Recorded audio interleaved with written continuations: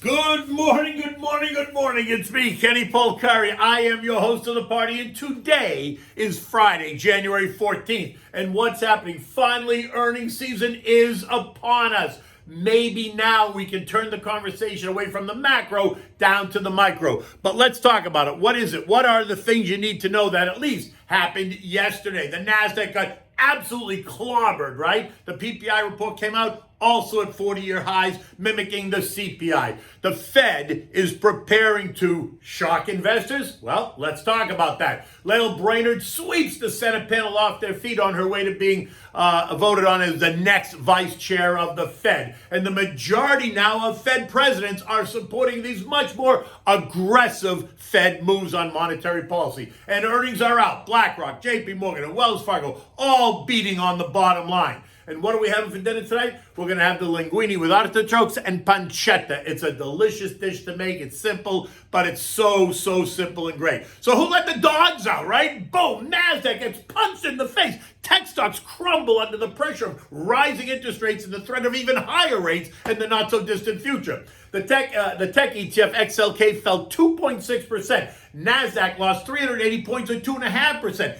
Apple down 2%, Nvidia down 5%, Microsoft down 4%, Amazon down 2%, Broadcom down 4%, Salesforce down 4%, and disruptive tech, the Cathy Wood debacle, ARKK, lost another 5.3% on top of the 13% since January 1st.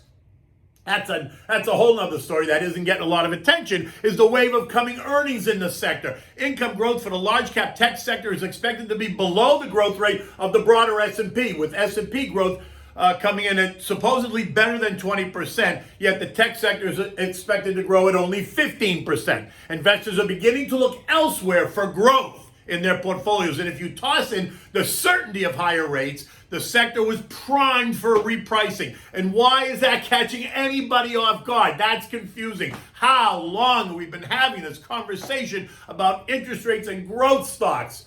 Jimmy Bullard wasted no time once again in getting his face in front of the camera as he reiterates and expects 4 rate hikes this year, mimicking what our friends at Goldman told us on Monday. Then Lael Brainerd, on Capitol Hill for her nomination as vice chair at the Fed, told the panel that efforts to reduce inflation are the central bank's most important task, saying our monetary policy is focused on getting inflation back down to 2% while sustaining a recovery for everyone. Well, that's interesting. How's that working for you? Considering that they, the Fed, are at the center of the storm, having gone on way too long in terms of stimulating by adding trillions of dollars to the economy, as well as keeping interest rates at zero for way too long. How long have we been having this conversation? How many times did the data suggest that the Fed should move? Yet Jay and company told us we were all acting a bit premature, not to worry, that we had nothing to worry about, that it was under control. Well, and now that very same group is panicking. Mary Daly, Charlie Evans, Rafi Bostic, Loretta Mester, Neil Kashkari, and even Esther George all jumping over the fence to the other side as they tear off their doves clothing and put on the Hawks clothing, joining Jay Powell, Jimmy Bullard, and now Lael Brainerd. Now look, Richie Clarida, Eric Rosengren, and Robert Kaplan didn't get a chance to opine because they're no longer members of the Fed after their recent resignations over some questionable stock trades that they made in 2021 while they were in those coveted positions. So we don't really know what they think, but at this point, it doesn't even matter. Get ready because rates are going up, and they're going to go up faster than the market expects. And you really better start to consider a 50 basis point move versus a 25 basis point move, which is why the market is going down faster than many expected. But honestly, why is this really an issue? And if you're surprised, then you've done nothing but sleep for the past year, because this has been the conversation. And they're going to shock investors, I think, by raising rates by 50 basis points, at least once. Sooner rather than later, because they don't want to get too close to the midterm elections. By the end of the day, the Dow, which is full of value names, only fell by 0.5%. The S&P lost 1.4 because there's more tech names at index. The NASDAQ lost 2.5. Russell gave back 0.7%. And the transports actually added 0.2%. It's time. right? And we've been discussing it for months now as the Fed prepares to hike rates. Investors need to look for higher quality stocks that will offer protection from the storm.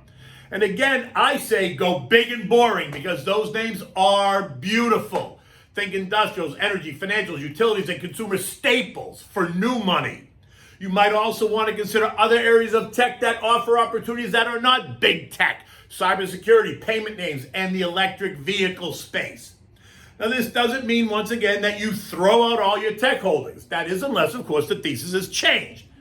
Now, ARK is a perfect example of the thesis changing, right? So that was really under pressure. But while tech's under pressure, I'm not selling my Apple, Microsoft, or NVIDIA. I'm putting new money to work in names like JP Morgan, ExxonMobil, Planet Labs, which is all about space infrastructure, the consumer staples, IBM, and a new one that I'm warming up to is Honeywell, right? It's moved up nicely in the past month. It's now breaking out. It's a worldwide technology and manufacturing company, provides aerospace products, sensing and security technology, safety and productivity solutions, specialty chemicals, and advanced materials and processing technology for refining petrochemicals. It pays $4 a year in dividends. It yields 1.8%. My sense is that in this recovering global economy, Honeywell sits in a good position, and the chart is confirming that. It is big and it is boring compared to some of the names that garner the headlines, but guess what? For me, boring is good at this point, in this environment, right, where we're going with rates. Yesterday, we also got the Ppi Report. And what did it show? Prices are continuing to rise at a very rapid pace. Year over year saw producer prices increase by 9.7%. Producer prices ex-food and energy rose 8.3%, again a 40-year high.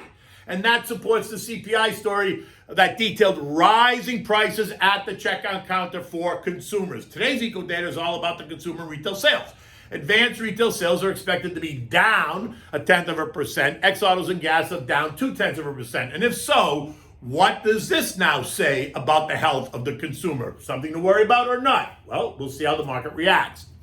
And like I said, it is earnings day, and bang, BlackRock comes right out of the gate, reported earnings. They missed slightly on the top line, but they beat on the bottom line.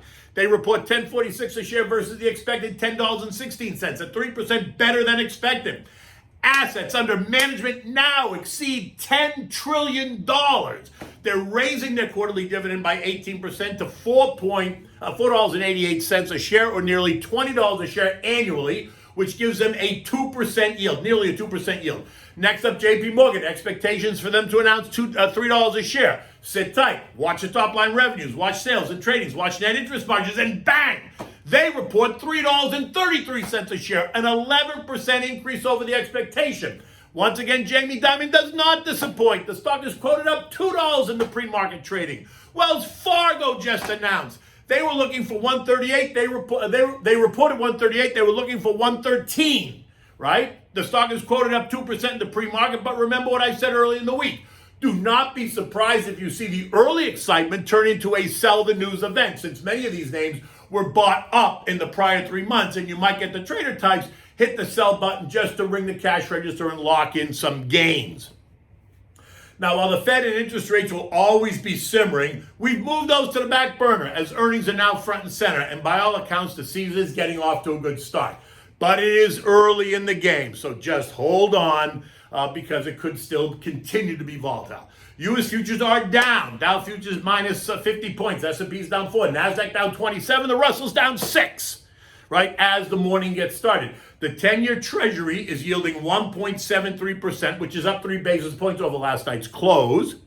Oil's up another 70 cents at $82.80 a barrel, on its way to 83. Crypto's under bit of pressure this morning. Bitcoin is down 2% at 42,000. Ethereum's off 2.2% at 3,200. European stocks are also a bit lower this morning as investors digest the latest PPI report and the hawkish Fed comments, earnings, and now the ongoing geopolitical drama surrounding Russia and the Ukraine and the United States and NATO, and you just throw it all in there. At 7 a.m., markets around the region and across Europe are down about 0.6% and looking to go lower ahead of the weekend, or at least that's what it feels like. The S&P closed at 46.59 after testing as low as 46.50. It's now below its 50-day moving average and appears to want to test 45.73, which is its intermediate trend line and the lows of 2 weeks ago. If we follow Europe lower, then we might just get there sooner rather than later. The trading range for the S&P is now 45.70 for support, 46.80 for resistance, and the tone does appear a bit weaker. Remember, you can always text the word invest to 21,000 on your cell phone to get my digital business card. Feel free to download it, send me off an email or a text. I'm always happy to engage and talk markets, planning, thoughts, concerns, ideas, anything that's on your mind, certainly around markets, but around a lot of things. Whatever. You can follow me on Twitter and TikTok at Kenny Polcari, and you can get me on Instagram at KennyP1961. So what's for dinner tonight? We're going to have the linguine with artichokes and pancetta, right? It's a simple dish to make, but it's so good. It incorporates the great taste of these artichokes plus the pancetta. It's a classic Italian dish. I had this, years ago at the home of some very dear friends. It's easy to make, and it's always a great first dish to serve at a dinner party if you happen to be having a dinner party. For this, you're going to need 8 small artichokes, right? Use the frozen ones, but thaw them first. You want them all thawed. Just leave them on the counter, let them thaw. You cut them into pieces. You need olive oil, a diced yellow onion, 2 cloves of garlic, which you're going to crush and mince and chop. You need pancetta, which is diced.